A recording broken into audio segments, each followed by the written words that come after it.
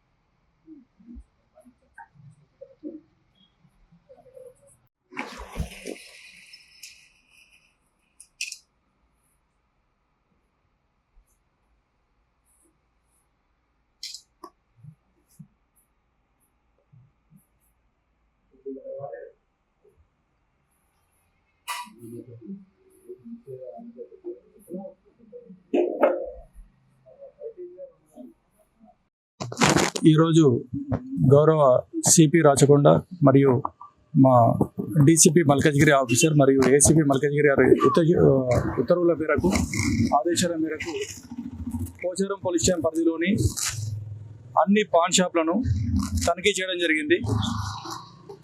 ఈ drugs related కొత్త సంవత్సరం ఏదైతే ఉందో దానికి సంబంధించి ఈ డ్రగ్స్ రిలేటెడ్ ఆ ఉద్దేశంతో తనిఖీలు చేయడం జరిగింది. ఈ మాదక ద్రవ్యాల విషయంలో రాచకొండ కమిషనర్ గారు తర్వాత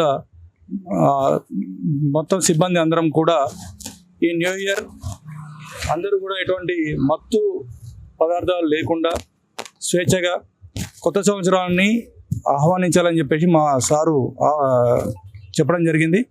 దానిలో భాగంగా ఇలా మేము తనిఖీలు చేయడం జరిగింది.